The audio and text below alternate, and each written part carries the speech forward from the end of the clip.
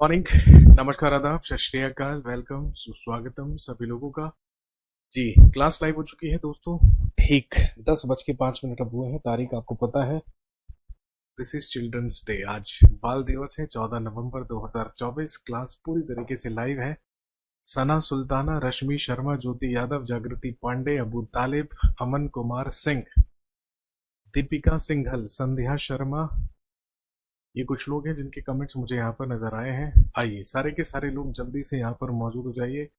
आप जानते हैं कि पॉलिटी में हम लोग बात कर रहे थे कल जुडिशरी के बारे में, न्यायपालिका के बारे में। कंटिन्यू रखते हैं।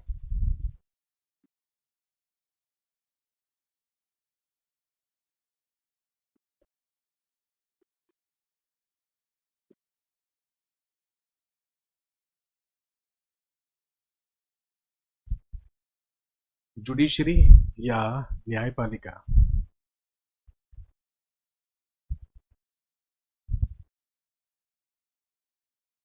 दोस्तों, कल हमने जाना जुडिशरी क्या होती है, इंडिपेंडेंट जुडिशरी क्या होती है, जुडिशरी का रोल या जुडिशरी की भूमिका क्या होती है, और हमारे देश में जुडिशरी कितने स्तरों पर काम करती है, और विभिन्न स्तरों पर हमारे देश में जो न्यायालय स्थापित हैं उनके बारे में कल हमने बात की थी। और मैंने आपसे कहा था कि जब हम अगली क्लास में मिलेंगे तो हम बात करेंगे अबाउट कैटेगरीज ऑफ केसेस या लॉ सिस्टम। तो चलिए आज हम बात करते हैं सबसे पहले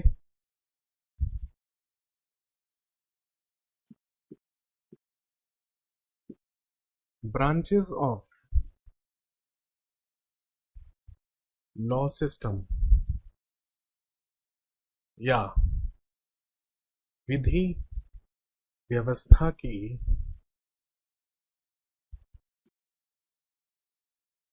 शाखाएं।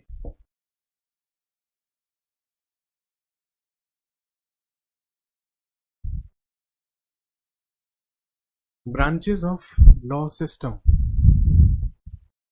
या विधि व्यवस्था की शाखाएं।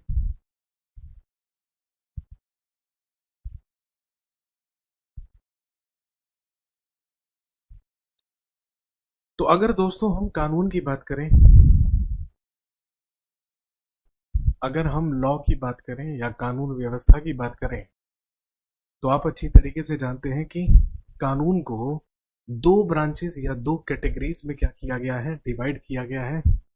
एक कहलाता है क्रिमिनल लॉ,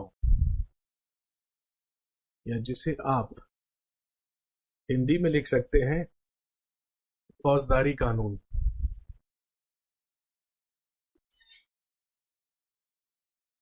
एक कहलाता है क्रिमिनल लॉ या फौजदारी कानून।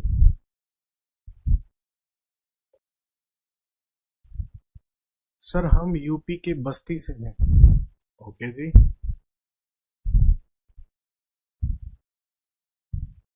और एक होता है सिविल लॉ, जिसे हिंदी में आप लिख सकते हैं दीवानी कानून।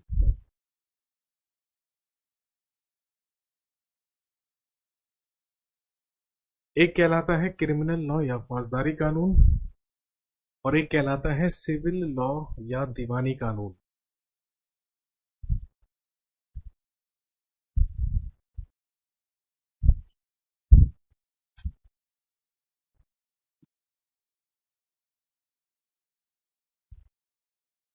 अब सबसे पहले जानेंगे कि जो क्रिमिनल लॉ है इसके अंतर्गत कौन कौन से मामले आते हैं।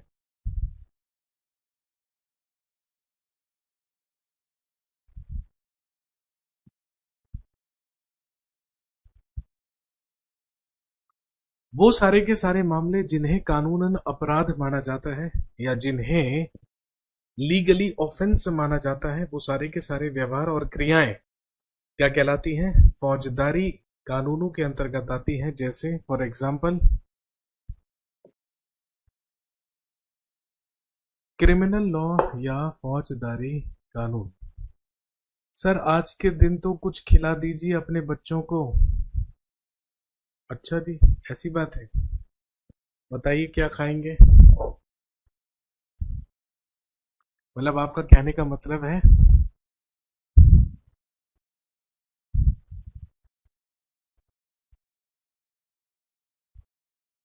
आप जितने भी लोग हैं है ना, सब लोगों के अकाउंट में एक एक रुपया पेटीएम कर दिया जाएगा।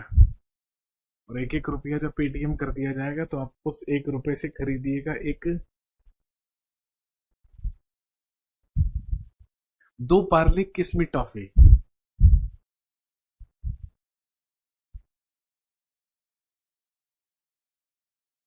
सर समोसा, ओके, आइए फिर, आ जाइए। दिल्ली आदर्श नगर मेट्रो स्टेशन उतरिए, उसके बिल्कुल पास में है करियरविल टावर।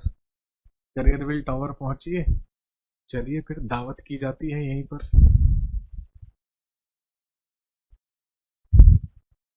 क्रिमिनल लॉ या फौजदारी कानून, वो कानून जिन्हें या वो क्रियाएं और वो व्यवहार जिसे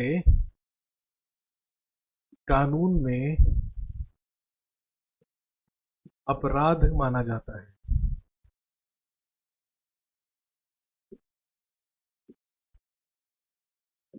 उदाहरण के तौर पर जैसे चोरी, हत्या या दहेज के लिए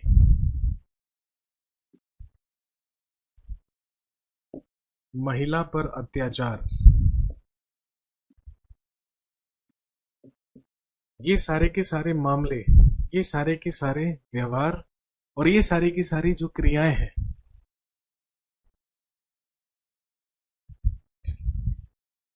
टॉफी ही दे दीजिए।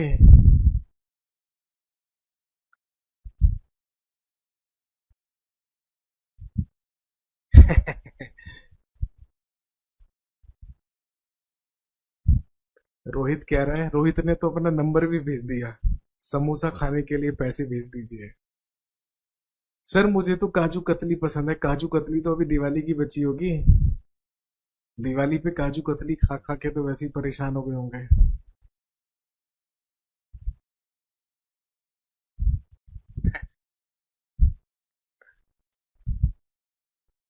काश आप सारे के सारे लोग ऑफलाइन बैच में होते, ऑफलाइन क्लास में होते, तो फिर पार्टी जरूर की जाती।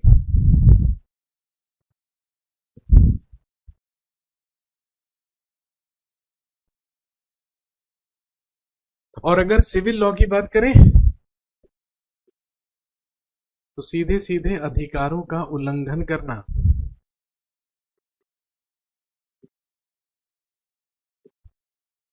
तो सीधे सीधे अधिकारों का उल्लंघन करने के जो मामले हैं वो आते हैं किसके अंतर्गत?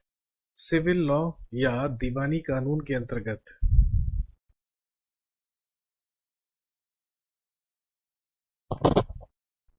जैसे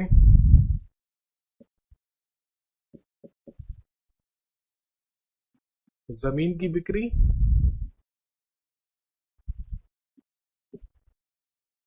किराया। जैसे जमीन की बिक्री, जैसे किराया, चीजों की खरीदारी,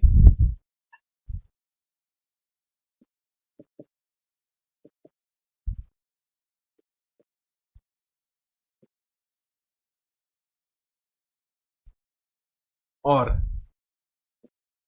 तलाक का मामला। ये सारे के सारे आते हैं सिविल लॉ या दीवानी कानून के अंतर्गत।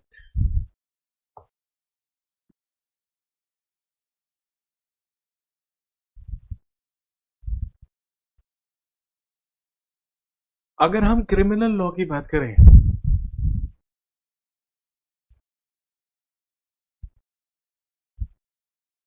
सर, मैं अंडमान और निकोबार आइलैंड से हूं, मेरे लिए भी भेज दीजिएगा।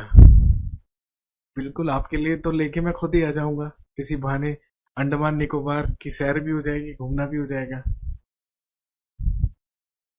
भेजने की क्या जरूरत है? जब आप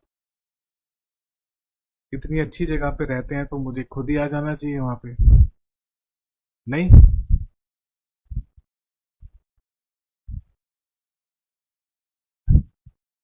अगर कोई भी आपराधिक मामला होता है, यदि कोई भी क्रिमिनल मामला होता है, क्रिमिनल केस होता है, तो आप अच्छी तरीके से जानते हैं सबसे पहले होती है एफआईआर।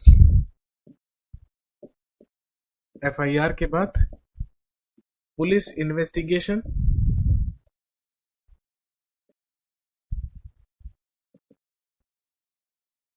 और उसके बाद होता है case file in a court. उसके बाद न्यायालय में मामला दर्ज होता है।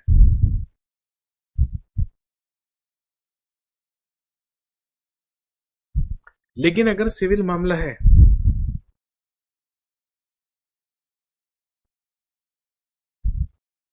तो सिविल मामले में सीधे न्यायालय में याचिका दर्ज की जाती है।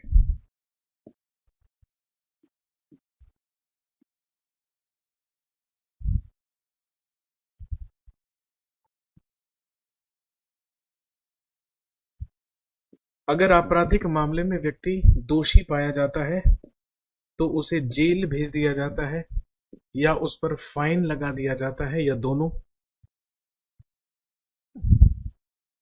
सर जी आइए सेलुलर जेल लेकर जाएंगे आपको। मैंने ऐसा क्या गुनाह कर दिया भाई जो आप मुझे सेलुलर जेल ले जाना चाहते हैं, काले पानी की सजा देना चाहते हैं? बताइए। सर आज आपको नजर लग जाएगी, कोई बात नहीं। बचपन से ही मेरी माँ को मेरी नजर उतारने की आदत है ना, क्योंकि मैं आज नहीं, मैं तो बचपन से ही लाखों में एक रहा हूँ। तो ये नजर लगने की चीज तो मेरे साथ बड़ी कॉमन है, बचपन से ही नजरें लगा करती थी, सबको लगती है। और आपको तो पता ही है, माँ की नजरों में तो सारे के सारे बच्चे लाखों में एक ही होते हैं और मैं तो करोड़ों में एक हूँ। तो कोई बात नहीं, नजर लग जाएगी तो नजर उतार दी जाएगी, है ना। सारे के सारे लोग इस क्लास को आंखों में काला काजल लगाकर अटेंड कीजिए, ताकि नजर भी ना लगे और क्लास भी अटेंड हो जाए, है ना। सांप भी मर जाए और लाठी भी ना टूटे।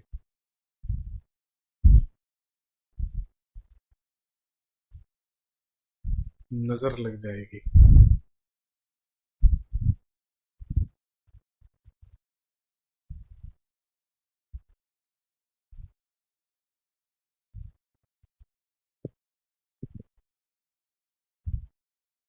सर काले कपड़े पहने हो कुछ नहीं होगा, ब्लैक शर्ट से नजर नहीं लगेगी। आपकी हाजिर जवाबी का जवाब नहीं। बिल्कुल। आपसे पहले मैं, है ना, बीरबल को ही तो ट्रेनिंग दिया करता था। बीरबल ने हाजिर जवाबी मुझसे ही तो सीखी है।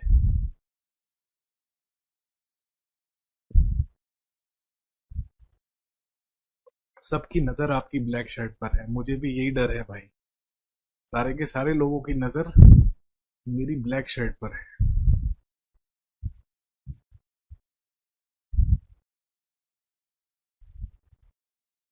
कोई बात नहीं, आप सारे के सारे लोग तो मेरे अपने हैं, है ना। अपनों की नजर क्या लगेगी, और अपनों की नजर लगती भी है तो हमारे साथ पॉजिटिव ही होता है, नेगेटिव तो कुछ होता ही नहीं है।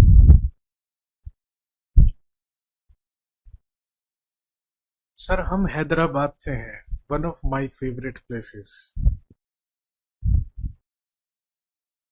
Hyderabad is one of my favourite places. I love Hyderabad. और हैदराबादी जो एक्सेंट होता है ना बात करने का, वो तो अल्टीमेट है। मैं हैदराबाद रहा हूँ, लेकिन वो हैदराबादी जो एक्सेंट था, जब वह रहते थे ना तब तो बड़ा इस्तेमाल होता था, बड़ा सीखने की कोशिश करते थे, लेकिन वो कभी आ नहीं पाया। वो जो नेचुरली निकलता है ना, हाँ, वो नहीं आ पाया कभी। तो जहां एक तरफ आपराधिक मामलों में दंड का प्रावधान किया जाता है न्यायालय के द्वारा, वहीं दूसरी तरफ न्यायालय राहत का प्रावधान करती है, प्रोविजन ऑफ रिलीफ। राहत का प्रावधान किया जाता है कोर्ट के द्वारा, न्यायालय के द्वारा।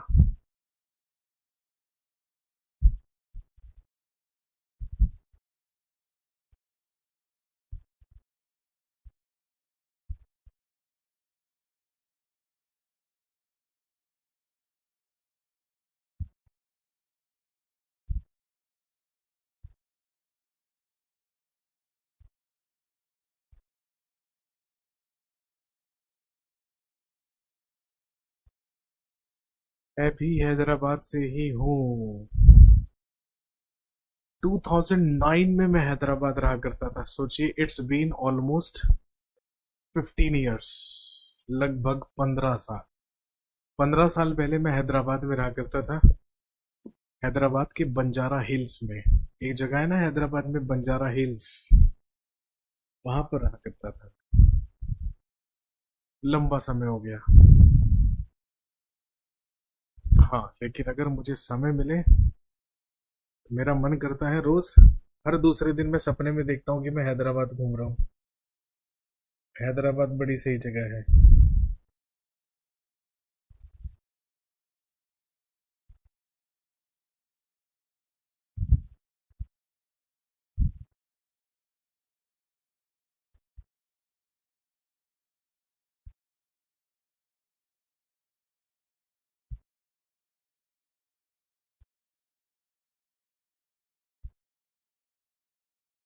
लेकिन अगला सवाल ये उठता है कि क्या हर व्यक्ति न्यायालय में जा सकता है? क्या हर व्यक्ति न्यायालय की गुहार लगा सकता है या न्यायालय पहुंच सकता है? जी हाँ, बिल्कुल पहुंच सकता है। अगर आपके साथ कुछ भी गलत होता है, भारत के हर एक नागरिक को यह अधिकार दिया गया है कि वो, भारत के हर एक नागरिक को ये अधिकार दिया गया है कि वह न्यायालयों की शरण में जा सकते हैं। और एक आम व्यक्ति, एक कॉमन पर्सन भी न्यायालय में जा सके, इसीलिए 1980 के दशक में पीआईएल का प्रोविजन किया गया या पीआईएल का प्रावधान किया गया। और आप जानते होंगे पीआईएल का मतलब क्या होता है? Public interest litigation.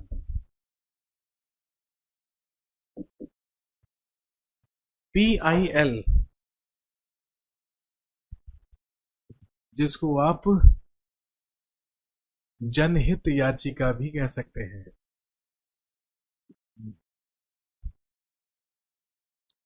1980 के दशक में पीआईएल व्यवस्था की शुरुआत की गई थी।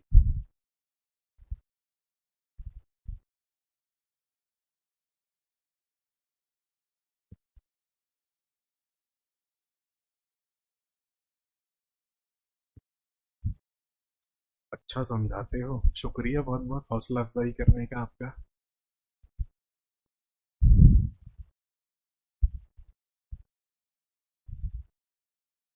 अब ज्यादा कमेंट ना को करो।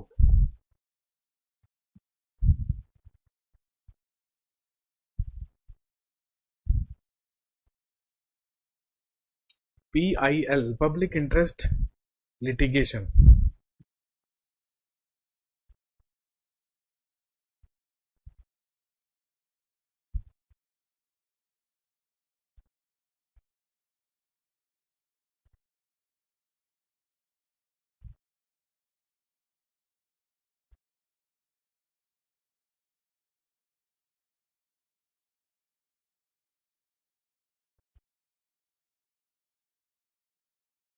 और ध्यान रखेंगे, अगर किसी भी व्यक्ति को न्याय चाहिए हो तो वो सीधे सुप्रीम कोर्ट या हाई कोर्ट में पीआईएल दाखिल कर सकता है, जनहित याचिका दायर कर सकता है। अगर वो सिर्फ और सिर्फ न्यायालय के नाम एक नॉर्मल लेटर भी लिख दे, एक नॉर्मल मेल भी कर दे, टेलीग्राम तो खैर बंद हो गया, तो भी उस की जो याचिका है उसे एक्सेप्ट किया जा सकता है। कहने का मतलब न्यायालय तक पहुंचना बेहद इजी है और बेहद आसान है। आप जानते होंगे कि सरकारी स्कूलों में मिड डे मील मिलता है या जो मध्याह्न भोजन मिलता है वो भी जनहित याचिका के फलस्वरूप ही दिया गया। 2001 में जब राजस्थान और उड़ीसा में सूखे की वजह से लाखों लोगों को भोजन का भारी अभाव पैदा हो गया, तो ये पाया गया कि सरकारी गोदामों में अनाज भरा पड़ा था, लेकिन फिर भी राजस्थान और उड़ीसा जैसे राज्यों में सूखा पड़ रहा था, लोगों के पास खाने को नहीं था। इसीलिए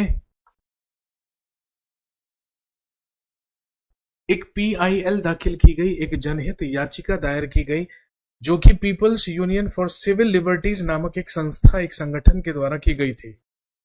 और उसने कहा कि संविधान के अनुच्छेद 21 में दिए गए जीवन के मौलिक अधिकारों को या अधिकारों में भोजन का अधिकार भी शामिल है। वही सिंपल सी बात है। आर्टिकल 21 में आपने कहा जीवन जीने का अधिकार व्यक्ति का मौलिक अधिकार है, लेकिन जीवन जीने के लिए भोजन तो चाहिए ना। आपने तो कह दिया कि जीवन जीना हमारा मौलिक अधिकार है, लेकिन जीवन तो तभी जिया जाएगा, जीवित तो तभी रहा जाएगा ना जब उसके लिए पेट भरने के लिए भोजन होगा। इसीलिए सुप्रीम कोर्ट ने एक ऐतिहासिक फैसला सुनाते हुए सीधे सीधे प्रोविजन किया, सीधे सीधे आदेश दिया कि सरकार नए रोजगार पैदा करे, राशन की सरकारी दुकानों के जरिए सस्ती दर पर भोजन उपलब्ध कराए और बच्चों को सरकारी स्कूलों में मिड डे मील या मध्याह्न भोजन भी उपलब्ध करवाए। तो आप कह सकते हैं कि आर्टिकल 21 को प्रभावी बनाने के लिए, क्रियान्वित करने के लिए ही सुप्रीम कोर्ट के द्वारा ये महत्वपूर्ण कदम उठाए गए थे।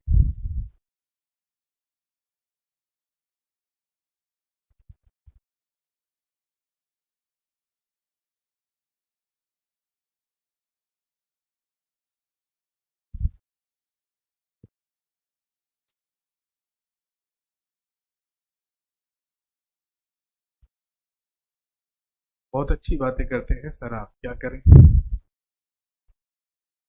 बहुत अच्छी अच्छी बातें करने के लिए तो पैसा मिलता है यहाँ पर हमें। अच्छी अच्छी बातें बताकर आपको ज्ञान देने के लिए ही तो यहाँ पर हम लोग हैं, हमें रखा गया है यहाँ पर।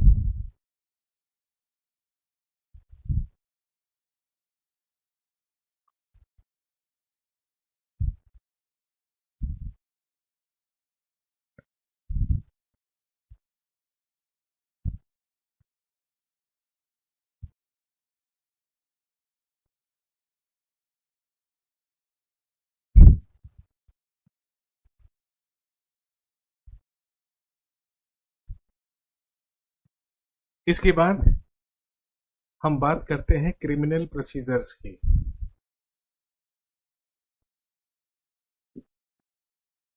आपराधिक प्रक्रिया।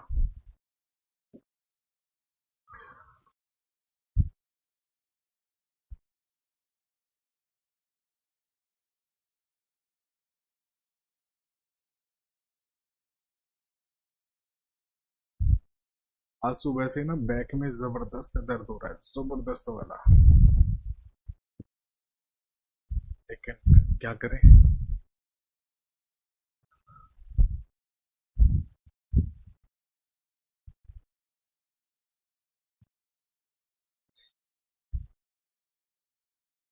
हाँ,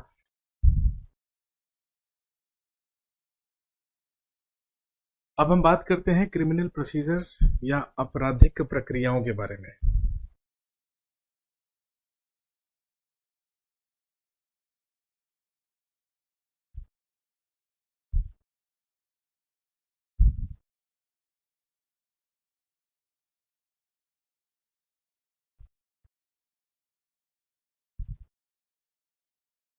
अब सबसे पहली चीज तो ये समझेंगे, अगर किसी भी व्यक्ति के द्वारा कोई अपराध किया जाता है, अगर किसी भी व्यक्ति के द्वारा कोई अपराध किया जाता है या कोई ऑफेंस किया जाता है, और अगर उस अपराध के लिए व्यक्ति की गिरफ्तारी होती है, तो हमारे संविधान के आर्टिकल 22 में, आर्टिकल 22 ऑफ इंडियन कॉन्स्टिट्यूशन या संविधान के अनुच्छेद 22 के तहत एक मौलिक अधिकार दिया गया है,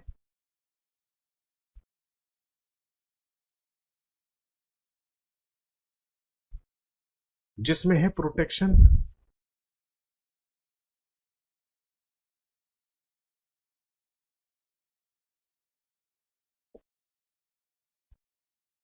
या कंजर्वेशन लिखेंगे, conservation in arrest and detention.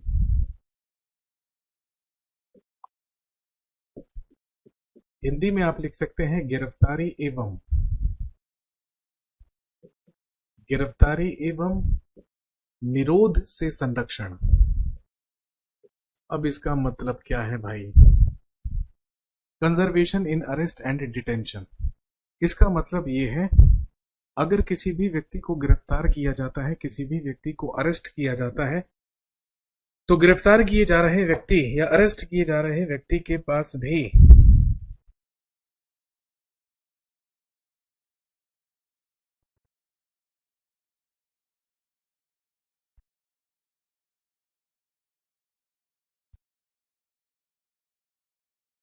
तो अगर किसी व्यक्ति की गिरफ्तारी होती है, किसी को गिरफ्तार किया जाता है, तो उसके पास कुछ संरक्षण या कुछ कंजर्वेशन उसको दिए जाते हैं। और वो क्या है? सबसे पहला, व्यक्ति को गिरफ्तार करने से पहले उसका अपराध उसे बताना अनिवार्य है। अगर किसी भी व्यक्ति की गिरफ्तारी होती है, तो जिस व्यक्ति को गिरफ्तार किया जा रहा है उसे ये पूरा अधिकार है जानने का कि उसे किस अपराध के लिए गिरफ्तार किया जाता है।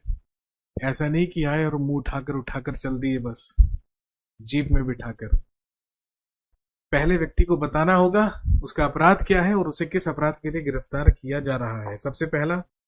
उसके बाद गिरफ्तार करने के 24 घंटों के भीतर गिरफ्तार किए गए व्यक्ति को न्यायालय या मजिस्ट्रेट के सामने पेश करना होगा विद इन 24 आवर्स, 24 घंटों के अंदर। तीसरा, गिरफ्तारी के दौरान या हिरासत में किसी भी तरीके का दुर्व्यवहार या मिसबिहेवियर उसके साथ नहीं किया जाएगा। पुलिस हिरासत में दिए गए इकबालिया बयान को आरोपी के खिलाफ सबूत के तौर पर इस्तेमाल नहीं किया जा सकता। अगर जबरदस्ती पुलिस ने अपनी कस्टडी में किसी से कुछ भी बयान लिखवा लिया है या कुछ भी बयान ले लिया है, तो उसे सबूत मानकर अदालत में पेश नहीं किया जा सकता, क्योंकि सही बयान वही माना जाएगा जो वो व्यक्ति अदालत में मजिस्ट्रेट या जज के सामने देगा। हो सकता है पुलिस के सामने डर के मारे उसने वो अपराध कबूल कर लिया हो या कोई ऐसा बयान दे दिया हो जिसमें उसने खुद को दोषी करार दे दिया हो या मान लिया हो। इसके अलावा अगर किसी व्यक्ति को गिरफ्तार किया गया है तो उस व्यक्ति को अपनी अभिरुचि के अनुसार अपनी पसंद का वकील रखने या वकील करने का भी अधिकार दिया जाएगा। और अगर वो ऐसा करने में कैपेबल नहीं है, सक्षम नहीं है, तो फिर उसे एक सरकारी वकील मुहैया करवाया जाएगा। उसे एक सरकारी वकील, पब्लिक प्रोसिक्यूटर, उसके लिए एक अपॉइंट किया जाएगा जो उसका पक्ष रखेगा न्यायालय में या कोर्ट में।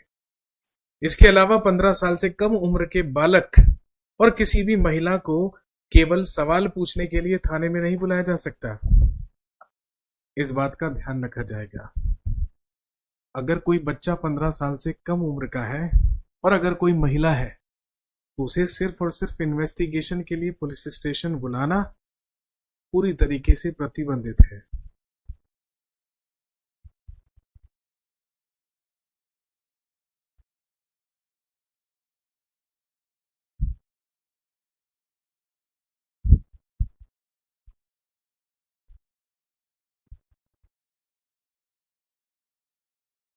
अगर कोई व्यक्ति किसी भी आपराधिक उल्लंघन को करता है तो उसे जनता के विरुद्ध माना जाता है।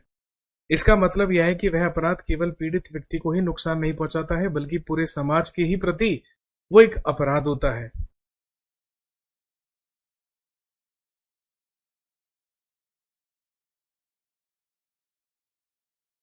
इसीलिए अदालत में जो सरकारी वकील होता है वो स्टेट या राज्य का पक्ष प्रस्तुत करता है।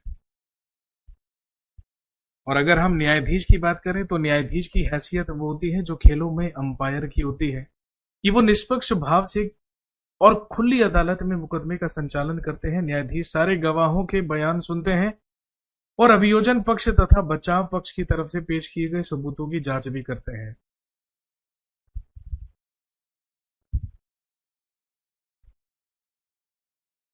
और आप अच्छी तरीके से जानते हैं, इस बात का भी पूरी तरीके से ध्यान रखा जाता है। सर आर्टिकल 39A, जी हाँ, आर्टिकल 39A को बाद में जोड़ा गया 42nd कॉन्स्टिट्यूशन अमेंडमेंट एक्ट 1976 के तहत, जिसमें equal justice and free legal aid जोड़ दिया गया। राज्य का ये कर्तव्य बना दिया गया, राज्य को ये निर्देश दिया गया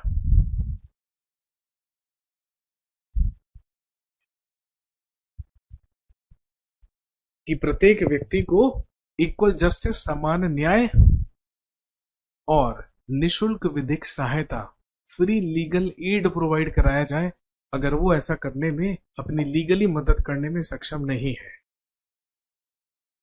तो दोस्तों ध्यान रखेंगे, अगर न्यायाधीश या जज के द्वारा कोई भी फैसला सुनाया जाता है तो ये बात ध्यान में रखी जाएगी कि आर्टिकल 21 के तहत जीवन के अधिकार का आश्वासन दिया गया है। इसीलिए अगर किसी व्यक्ति के जीवन जीने के अधिकार को छीना जाता है तो वो पूरी तरीके से तर्कसंगत और न्यायपूर्ण होना चाहिए, कानूनी प्रक्रिया से होना चाहिए। इसीलिए आप जानते होंगे कि बहुत ही रेयरली ऐसा होता है कि किसी को मृत्युदंड की सजा सुनाई जाती है। अदरवाइज अब भारत में ज्यादातर मैक्सिमम उम्र कैद ही दी जाती है। बहुत ही संगीन मामलों में ऐसा हो सकता है कि उसे मृत्युदंड दे दिया जाए, उससे जीवन जीने का अधिकार छीन लिया जाए। तो ये कुछ कॉमन से और इंपॉर्टेंट से फैक्ट्स थे, प्रोसीजर्स थे जो हमारे देश में जुडिशियल सिस्टम में या जुडिशरी में क्या किए जाते हैं, फॉलो किए जाते हैं। आज के लिए इतना ही रखते हैं, जिससे पहले की बैंड बज जाए, जो कि ऑलरेडी बज चुकी है। अब आपकी पॉलिटी में मेरे ख्याल से लगभग 3 टॉपिक्स और बचे हुए हैं। उन टॉपिक्स को कंप्लीट करके आपकी पॉलिटी फिनिश कर देंगे। बाकी उधर हिस्ट्री की क्लास चल रही है, जैसे ही पॉलिटी फिनिश हो जाएगी तो अभी हम 1 घंटे की क्लास हिस्ट्री की चल रही है और 1 घंटे की पॉलिटी की। फिर हम कोशिश करेंगे कि रोज 2 घंटे हम हिस्ट्री की क्लास रखें, ताकि आपका सिलेबस जल्दी से जल्दी क्या हो जाए, समाप्त हो जाए।